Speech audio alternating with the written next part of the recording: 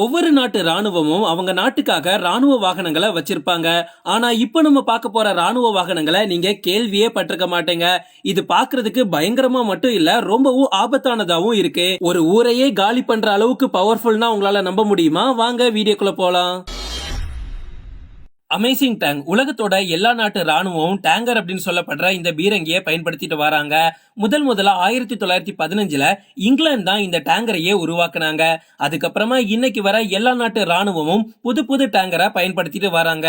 1951ல Soviet union தான் ZB-1OKA அப்படின்னு சொல்லப்படுற இந்த மிகப்பெரிய பீரங்கியை உருவாக்குனாங்க. இதோட ஃப்ரண்ட் பைப் மட்டுமே 65 ஃபீட் இருக்கு. ரொம்பவும் பெருசா இருக்குல்ல பாக்குறதுக்கு. இதே சாதாரணமான ஒரு டேங்கரை எடுத்து பார்த்தோம் அப்படின்னா அதோட ஃப்ரண்ட் பைப் வெறும் 20 ஃபீட் தான். இந்த டேங்கரோட இந்த பெரிய பைப்ல 420 அளவுள்ள ராக்கெட் பாம்ப போட்டு சுடுவாங்களாம். ஆனா இந்த பீரங்கி ரொம்பவும் பெருசா இருந்ததுனால இதோட லோடு தாங்காம அடிக்கடி இந்த வண்டியோட இன்ஜின் ஃபெயிலியர் ஆயிரும். அதனாலேயே இந்த வண்டியை ஃபெயிலியர் மாடல்னு சொல்லிட்டாங்க. அதுக்கப்புறமா ரஷ்யா வேர்ல்ட் வார் 1ல TSAR அப்படின்ற இந்த வித்தியாசமான டேங்கரை உருவாக்குனாங்க. இதோட சைஸ பார்த்தாலே பயங்கரமா இருக்கு. இது கிட்டத்தட்ட 3 மாடி பில்டிங் அளவுக்கு உயரமானது. இதோட வீல்ஸ் மட்டுமே 30 அடி உயரத்துக்கு மிகப்பெரிய வீல்ஸா இருந்திருக்கு. இந்த வண்டி எல்லா பக்கமும் சுடுறதுக்காக 8 பீரங்கிகளை இதுல பொருத்திருந்தாங்க. இது சுத்தி சுத்தி சும்மா சுடும். இது 60 டன் வெயிட் உள்ள வண்டி. ஆனா இதை தள்ளுறதுக்கு பின்னாடி ஒரு சின்ன டயரை மட்டும் தான் வச்சிருந்தாங்க. அதனால இது அடிக்கடி மண்ணுக்குள்ள மாட்டிக்கும். இந்த மாதிரி நிறைய ஃபெயிலியர்ஸ் பார்த்ததுக்கு அப்புறமாவோ நம்ம வரலாறுல ஏகப்பட்ட டேங்கர்ஸ், அதாவது தண்ணியில போறது, ஆகாயத்துல பறக்கிறது அப்படின்னு ஏகப்பட்ட டேங்கர்ஸை உருவாக்கியிருக்காங்க.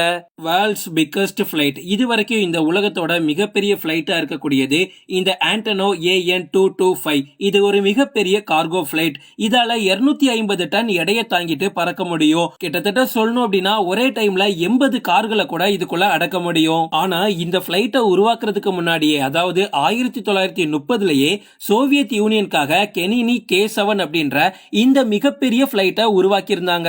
இந்த பிளைட்டோட ரெக்கைகள் மட்டுமே 170 அடி நீளம் உள்ளது. இந்த பிளைட்டை 12 பீரங்கிகளோட 120 ராணுவ வீரர்கள் 21 டன் மிசைல்ஸை எடுத்துட்டு போறதுக்காக டிசைன் பண்ணிருந்தாங்க. ஆனா இதால சரியா பறக்க முடியல. அந்த அளவுக்கு ரொம்பவும் வெயிட்டா இருக்கும். சோ இது பறக்க வச்சு டெஸ்ட் பண்ணும்போதே கிராஷ் ஆயிடுச்சு. இதே மாதிரி 1950ல ஒரு மிகப்பெரிய ஹெலிகாப்டரையும் உருவாக்குனாங்க. இதுதான் இன்னைக்கு வர உருவாக்குனதுலயே மிகப்பெரிய ஹெலிகாப்டர். இதால 50 டன் எடையுள்ள பீரங்கியை கூட தூக்கிட்டு பறக்க முடியும். பிரிட்ஜ் வெஹிக்கிள், என்னதான் எல்லா நாட்டு ராணுவமும் வித்தியாசமா வண்டிகளை உருவாக்குனாலும் போர் நடக்கும்போது எதிரி நாட்டோட எல்லைக்குள்ள போறது சாதாரண விஷயம் கிடையாது. அதுக்கான பாதையும் உங்களுக்கு இருக்காது. இதுக்காக ஜெர்மனி ராணுவம் ஃபால்ஸ்ட்ரா பென்கரட் அப்படின்ற இந்த வித்தியாசமான வண்டியை உருவாக்கியிருக்காங்க. போறதுக்கு பாதை இல்லாத ரோட்ல வெறும் 10 நிமிஷத்துல 165 அடிக்கு ஒரு டெம்பரரியான ரோட இந்த வண்டியால போட முடியும். இது போடக்கூடிய ரோடுகள் மேல 70 டன் எடை கொண்ட வண்டியால கூட போக முடியும். அதாவது ஒரு டேங்கரால கூட போக முடியும். சேர் சகதிகள் உள்ள இடத்துல இந்த வண்டியை பயன்படுத்தி ரோட போட்டு அதுக்கு மேல ராணுவ வாகனங்களை போக வைக்கிறாங்க.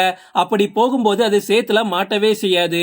அதே மாதிரி பெரிய பள்ளங்களை தாண்டறதுக்காக M104 வால்வரின் அப்படின்ற இந்த மிகப்பெரிய வண்டியை உருவாக்கியிருக்காங்க.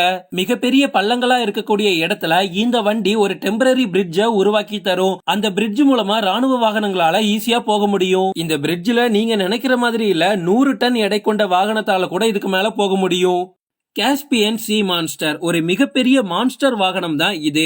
1987லயே பிளைட்டோட டெக்னாலஜியையும் கப்பலோட டெக்னாலஜியும் மிக்ஸ் பண்ணி உருவாக்கப்பட்டது தான் இந்த மான்ஸ்டர் வாகனம்.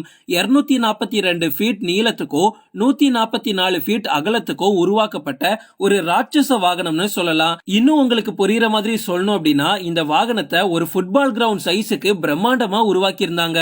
இதுல பெரிய 8 டர்பைன் இன்ஜின்ஸ் இருந்ததுனால இதால தண்ணியிலேயே 547 கிலோமீட்டர் வேகத்துல போக முடியும். அதுவும் சாதாரணமா இல்லங்க, 110 டன் எடையை தாங்கிக்கிட்டு இந்த ஸ்பீட்ல போகும். இதுல மொத்தமா 6 மிசைல் லாஞ்சர்ஸ் இருந்ததுனால வானத்துல போகக்கூடிய ஹெலிகாப்டர்ஸ் எல்லாம் சும்மா சுக்குநூறா நொறுக்க முடியும். ஆனா இதோட வெயிட் ரொம்பவும் பயங்கரமா இருந்ததுனால இதால எதிர்பார்த்த அளவுக்கு உயரமா பறக்க முடியல. இதனாலேயே இதை ஃபெயிலியர் மாடல்னு சொல்லிட்டாங்க. ஸ்க்ரூ வெஹிக்கிள், இதுவரை தரையிலையும் தண்ணிலையும் ஓடக்கூடிய எத்தனையோ வித்தியாசமான வாகனங்களை இந்த உலகத்தோட பல நாடுகள் வச்சிருக்காங்க. ஆனா 1970லயே சோவியத் யூனியனோட ராணுவம் இந்த ஸ்க்ரூ வெஹிக்கிளை பயன்படுத்தினாங்க. இந்த வண்டி பார்க்கிறதுக்கு ரொம்பவும் வித்தியாசமா இருக்கும்.